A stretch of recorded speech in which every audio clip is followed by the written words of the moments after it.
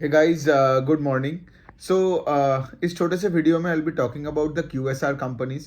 मतलब मुझे ये समझ नहीं आता है कि क्यूएसआर कंपनीज को इतना हाई वैल्यूएशंस कैसे मिलता है।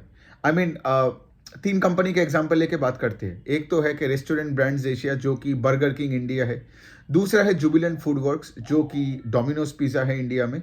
और तीसरा है वेस्ट लाइफ फूड, जो कि मैकडोनल्ड्स इंडिया है। अब अगर आप इस तीनों कंपनी का ट्रेजेक्टरी देखोगे तो इनमें कोई ग्रोथ नहीं है, ठीक है। तो अगर आप देखोगे, let's say for example Domino's. Domino's तो पिछले 2 साल से बहुत ही तगड़ा तरीके से स्ट्रगल कर रहा है। इवन अभी भी आप Q3 का अगर आप उनका नंबर देखोगे ना, सो उनका सेल्स एकदम फ्लैट है, ईपीएस डाउन है, एम्प्लॉय एक्सपेंसेस बढ़ नहीं रहा है, और स्टोर एक्सपेंशन रेट तो एकदम 10% के नीचे के आसपास है। और मैं वाई का बात कर रहा हूँ, ये सब डेटा। तो अगर आप देखो कि डोमिनोज का स्टॉक का जो पी रेशियो है और उसमें कोई ग्रोथ नहीं है, तो इसमें कैसे पैसा बनेगा? कोई चांस ही नहीं है। दूसरा साइड में ये देखोगे कि लाइक आज आप डोमिनोज का अगर आप इन्वेस्टर प्रेजेंटेशन खोलोगे या उनका रिजल्ट देखोगे, मैनेजमेंट का कमेंट्री सुनोगे, उनका वही है कि लाइक डिमांड बहुत ही टेपिड है, कंपटीशन का लेवल बहुत हाई है। और ये लोग क्या कर रहे हैं ना, ये लोग अपना जो जो ये पिज्ज़ा बना रहे हैं, ये सिर्फ वैल्यू प्रोडक्ट्स बनाते जा रहे हैं, ठीक है। बट ये लोग अपने प्राइस हाइक्स नहीं कर पाते हैं, बिकॉज प्राइस हाइक करोगे तो लोग दूसरे किसी कंपनी के पास चला जाएगा। क्योंकि आज आप देखोगे कोई भी रेस्टोरेंट स्विगी और जोमेटो के साथ लिस्टेड हो गया है और उसका घर का खाना आपको मिलता है। आप अगर स्विगी में जाके सिर्फ पिज़्ज़ा लिखोगे तो देखोगे, जैसे मैं कल ही रात को देख रहा था, मैं पिज़्ज़ा लिखा और कुछ 20-25 पिज़्ज़ा कंपनी आ गया। तो अब मैं अलग से डोमिनोज से क्यों ऑर्डर करूं, ठीक है। सो पॉइंट वो भी बनता है, ओवन स्टोरी, पिज्जा हट, वो सब तो है ही, जो से फॉर एग्जांपल ऑर्गेनाइज मार्केट में डोमिनोज का कंपटीशन है। बट हैविंग सेड दैट कि यहाँ पे इनका कोई प्राइसिंग पावर नहीं है, सेम स्टोर सेल्स ग्रोथ घट रहा है, सेल्स का कोई ग्रोथ नहीं है, एम्प्लॉय एक्सपेंसेस भी बढ़ नहीं रहा है। मतलब मैं क्या अब इस स्टॉक के लिए 100 के पी दूं, है ना।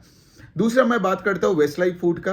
Waste life food basically covid के बाद थोड़ा बहुत अच्छा रिजल्ट किया था, लेकिन उनका भी पेस ऑफ ग्रोथ घट गया। ये बेसिकली आपका देखोगे मैकडोनल्ड्स इंडिया है, ठीक है, जो साउथ और वेस्टर्न मार्केट्स में ज़्यादा फैले हुए हैं। लेकिन इनका भी अगर आप रिजल्ट देखोगे, रेवेन्यू 2-3% घट गया, सेम स्टोर सेल्स ग्रोथ कुछ अराउंड 10% के आसपास नीचे हो गया। मतलब ऐसे कंपनीज में, और इनका भी अगर आप देखोगे 100 का ऊपर प्राइस टू अर्निंग्स है, 1 ईयर फॉरवर्ड अर्निंग्स के ऊपर भी देखोगे तो तब भी इट्स यू हैव टू पे 100 टाइम्स 1 ईयर फॉरवर्ड अर्निंग्स। तो ऐसे स्टॉक्स में कुछ पैसा बनता नहीं है, ठीक है। और वहां भी डिमांड में टेपिडनेस का बात किया है। और फिर अब देखोगे एक तो नया चीज़ हो रहा है रिसेंटली, वो है कि ये चेन्नई और तमिलनाडु में जो फ्लड्स हुआ है, तो मैकडोनल्ड्स का जो स्टोर्स वहाँ पे था, दे गॉट अफेक्टेड, ठीक है। और ये बाकी कंपनीज भी बताया जिनका लेट से तमिलनाडु और चेन्नई में ज़्यादा कॉन्सेंट्रेशन है, they got affected a bit in terms of sales and of course volume का ग्रोथ। सो फुटफॉल्स वहाँ पे अफेक्टेड हुआ था। तीसरा जो कंपनी है वो है कि बर्गर किंग इंडिया। अब तो नाम बदल गया है रेस्टोरेंट्स ब्रांड एशिया, क्योंकि अभी वो इंडोनेशिया में भी गया, तो इसीलिए अपने नाम को एशिया में कन्वर्ट कर दिया, रेस्टोरेंट्स ब्रांड एशिया।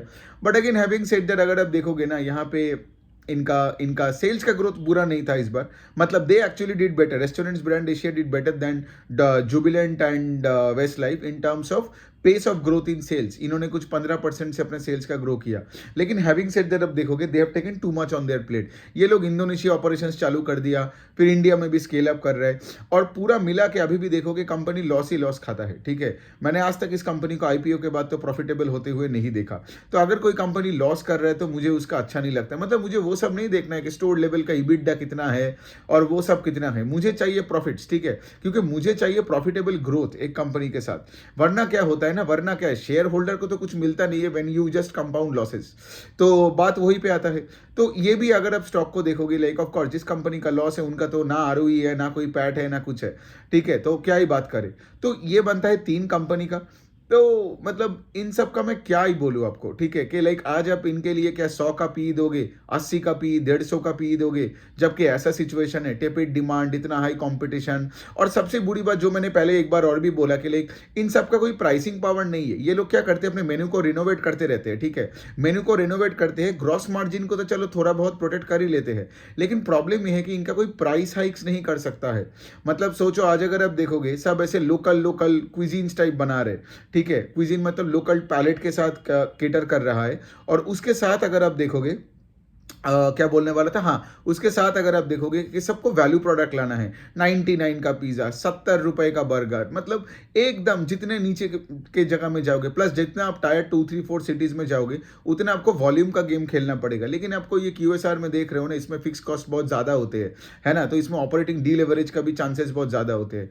तो ये बनता है तीनों कंपनी का। अभी मैं केएफसी का नहीं किया, देवयानी और सफायर का जब रिजल्ट आएगा तो मैं उनका भी एक छोटा सा वीडियो बना के दे दूंगा। लेकिन जिस तरह से क्यूएसआर, क्योंकि देवयानी सफायर का भी देखोगे इन द पास्ट 2-3 क्वार्टर्स उतना ग्रोथ था नहीं, ठीक है। सो देखा जाएगा तो ये पूरा स्पेस में कुछ अट्रैक्टिवनेस कुछ है नहीं, इतने हाई वैल्यूएशन में कोई ग्रोथ नहीं है, तो कहाँ से इन्वेस्टर्स पैसे बनाएंगे। एनी विच वे, आपको अगर कोई सवाल हुआ तो आप मुझे कमेंट सेक्शन में लिख सकते हो। Thank you.